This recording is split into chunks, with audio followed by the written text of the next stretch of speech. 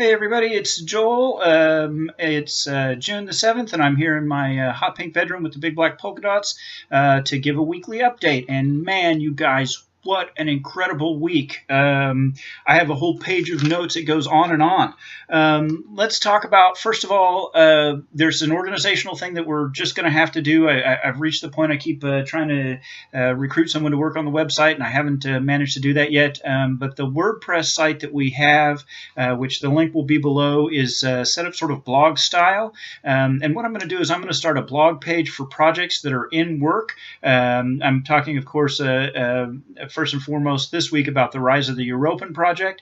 And what we'll do is I'll open it up so that everybody can make comments. And then as those comments sort of become law, people ask questions and decisions get made, and folks decide what they want to do, I'll move it up to the main part of the blog post so that we can see what's actually being done, and we can sort of have a backlog of things that people are talking about or asking questions about, because the Rise of the Europan project is off to a great start, and I'm so disorganized I can't possibly support it. So let's go ahead and start using the WordPress page as a working board so that we can keep track of what's going on for everybody. So having said that, the first thing that I need to do is I need to talk a little bit about the Rise of the Europan, and I need to welcome several new authors that we've never worked with before who are coming in, and a couple of authors who are already on board who have gotten engaged in that plot, in that idea. What's going on is I offered out this week that we should write a series of short stories that talks about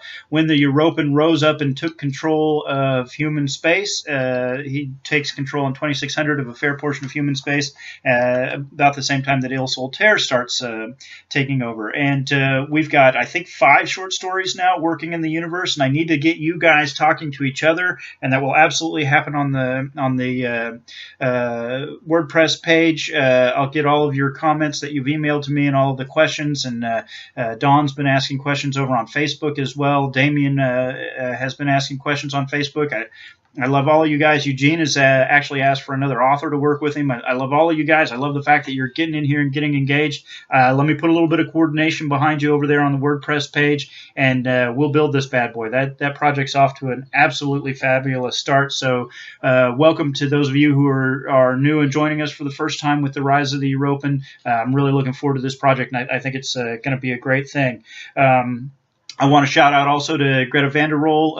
I think I actually mentioned her last week, but Greta brought to us a sort of a science fiction space opera empire set in the future. She only brought one story on board, but we wanted to give her a lot of space to develop in. The Galactic Cluster M26, which is several thousand stars.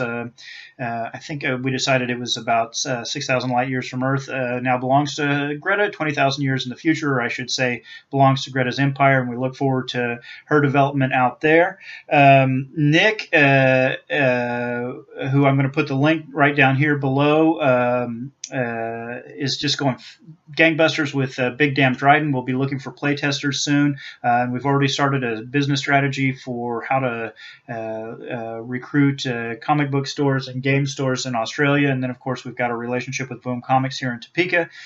So it looks like we may have as many as more than 3, and maybe a lot more than 3 playtest venues for Big Damn Dryden. So that's awesome. The other thing that Nick did that just cracked me up is he's gotten to kind of the fiddly bits of the role play design, and he's started writing just very short shorts that are to set the mood and the environment.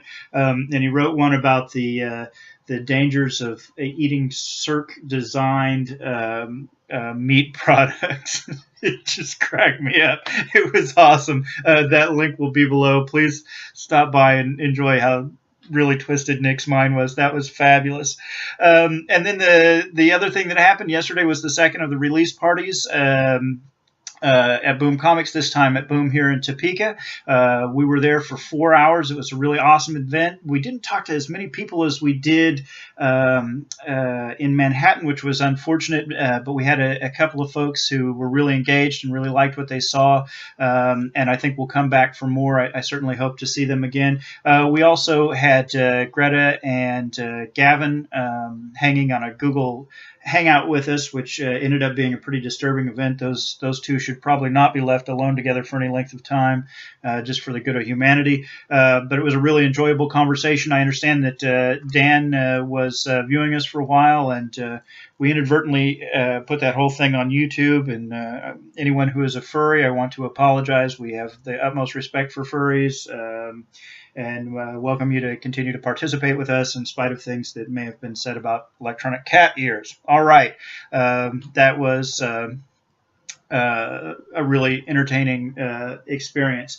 I don't know that I have a whole lot to talk about just in general. I know also that we are maybe one story away from a finished draft of Armageddon It On, which is the new book that Laura Conrad is using that is set in the very near future during the extermination wars that happen here on Earth, just not very far over the horizon. I sure that I cannot keep track of all of the projects that are going on. I would encourage you to look out at the Dryden Fan page, not the author and artist page, but the fan page. Don Van Osdal has been working on his Project Dusk. He's got a Sufanite that is a ship's captain, which for those of you who are familiar with the universe, the Sufin is a planet in the primer, fairly close to Earth. I think it's maybe 60 light years out, and it's a very high gravity planet, and so the people there have adapted. They have a sort of a short build and a very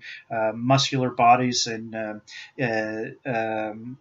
Don has designed one of these individuals for us with his entire command crew, and has posted some initial artwork. I know nothing about the story, but it's a very interesting project, and I love to see, of course, anytime something that has been cooked in one person's brain appears as art out of someone else's. That's one of the really cool things that the Dryden Experiment does. I want to encourage everybody. We are sort of reaching that point at which I can no longer know everything that's going on. I've already had it happen that I've discovered things that were Dryden things on YouTube that I didn't know were out there. Don had built a very nice flyover of a Primer era ship, and that was really exciting. Charlotte Garnier was doing some work on the cybernetic whales from Ile Solitaire. She hadn't actually talked to us in a very long time. She was just kind of working out there on her own, and that is not a bad thing. That's a great thing.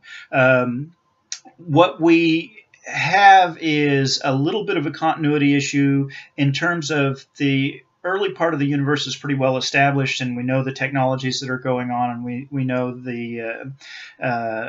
the events, the political environment, and so on and so forth. But as the evolution continues to grow, especially as it continues to grow farther out into the future, what mostly matters is that we all understand the Creative Commons model, and we all understand how to grow and work together. And having said that, I want all of you who are believers and all of you who understand the importance of using Creative Commons to empower we the creatives to do the things we want to do, to get out there. Talk to your friend, talk to your buddy. If you've got a story idea and you've got an artist that you know that you want to work with, approach him. There's no need to come through me. If you've got a story that you've developed and you just haven't been able to get a good response from me, go with it. Grow that story. We are going to continue to keep components out there to keep the universe organized and keep the continuity that we need. But absolutely, we've got 10 billion stars in this galaxy, and we've got millions and millions of years of future ahead of us. And we are designed in such a way that we get more and more into, first of all, into space opera, and then eventually into space fantasy as we go into the future. And the worst that could happen is that you would build something and put it under the Creative Commons license, and I would come back when I saw it and say, well, we've got a continuity issue. You put it in a time frame that's not consistent. Can we move it to a different year? Or, that part of the galaxy is pretty well explored. Could we shift it somewhere else? But the universe is so big, the galaxy is so big that even those questions are really not very common. We got on the phone with Greta van der Roel 2 weeks ago now, and she was talking about her technologies and so on and so forth. And she sort of had a picture in her head that the Dryden universe of the Primer was it, and that's all you had to develop. And I said, hell no, Greta, we've got thousands and thousands of years out there. Where would you like your story to be? And she suggested the galactic cluster that she wanted to put her creatures in. And I said, well, here's how far, or put her empire in. And I said, here's how far in the future we need to go to really kind of have a space for that. Done deal, you guys. The Dryden Experiment is about empowering you to create the things you want in the way you want. And really the only rule is that we have to be cooperative about it. We have to use that Creative Commons model. We're growing gangbusters fast, and I want every one of you to be the advocate, to be the owner of the process. There's no need to say, hey, we're all going to do it cooperatively, so let's all do whatever Joel says. No. There's a couple of rules out there. Follow them, and otherwise have a blast. I'm having the most amazing time. I don't hardly sleep at night because I have too much fun staying up all night working on Dryden stuff. All right, you guys, I'm Joel. This is my hot pink bedroom with the big black polka dots. Thanks for joining in.